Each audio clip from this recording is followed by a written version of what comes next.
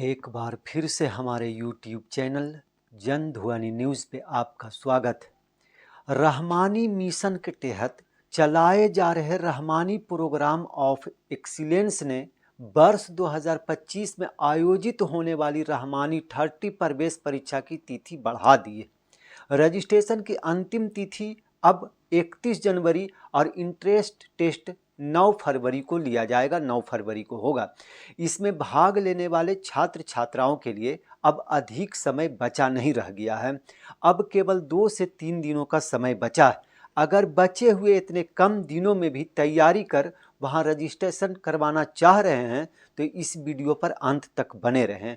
इस वीडियो में आज हम रहमानी प्रोग्राम ऑफ एक्सीलेंस वर्ष 2025 में आयोजित होने वाली रहमानी 30 प्रवेश परीक्षा के लिए सारी जानकारियां उपलब्ध कराने का प्रयास करेंगे। रहमानी 30 के अपने वेबसाइट में बताया गया है कि छात्र, उनके अभिभावक व केंद्र प्रभारियों के दरखास्त पर, उनके कहने पर, उनकी अपील पर रहमानी 30 ने वर्ष 2025 के सेशन के लिए रजिस्ट्रेशन की आखिरी तारीख बढ़ा दी है। ये फैसला हज़रत अमीर शरीयत मौलाना अहमद वली फैसल रहमानी साहब के रहनुमाई में देख रेख में लिया गया है। लिए गए निर्णय के अनुसार रजिस्ट्रेशन की अंतिम तिथि अब 31 जनवरी 2025 कर दी गई, जबकि इसके लिए प्रवेश परीक्षा 9 फरवरी 2025 को लिया जाएगा।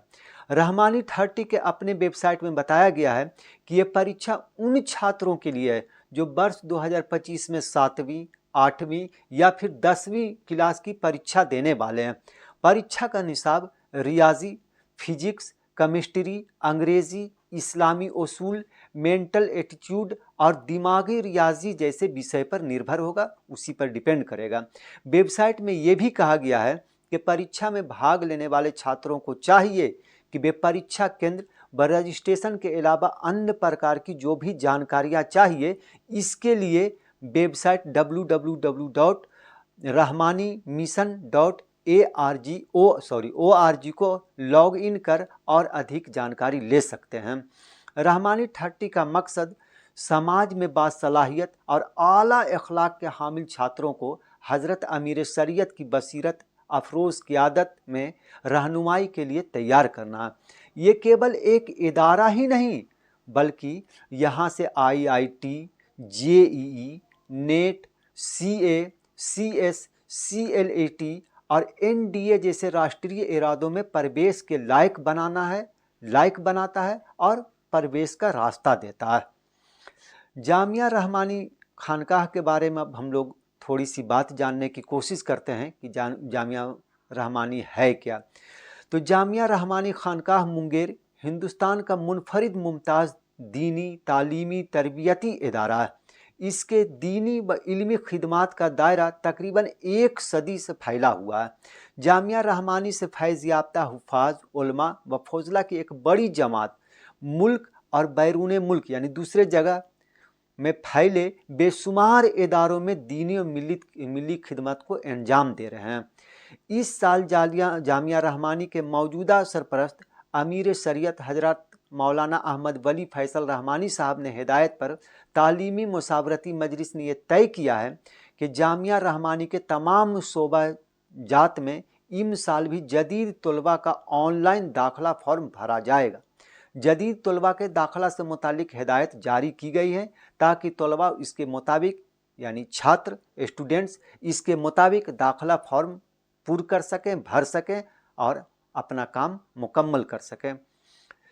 जामिया रहमानी मुंगेर बिहार भारत में इस्लामी शिक्षा के सबसे प्रमुख स्थलों में से एक और पिछली सदी में इसने इस्लामी शिक्षा में महत्वपूर्ण भूमिका निभाई और ऐसे स्नातक तैयार किए हैं जिन्हें उनकी बुद्धि और मानव जाति की सेवा के लिए अंतर्राष्ट्रीय स्तर पर मान्यता मिली।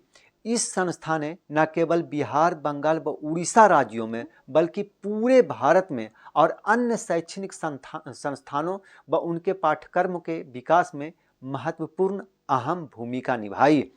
जामिया की स्थापना वर्ष 1927 में नदबतुल उलमा लखनऊ के संस्थापक प्रख्यात विद्वान हज़रत मौलाना मोहम्मद अली मुंगेरी द्वारा की गई थी।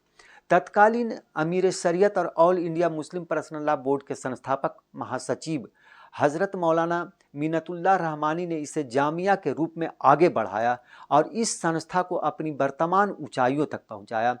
वर्ष 1991 से हज़रत मौलाना मोहम्मद वली रहमानी साहब इस प्रसिद्ध संस्था के अध्यक्ष के रूप में काम कर रहे थे। अब उनके बेटा फैसल रहमानी।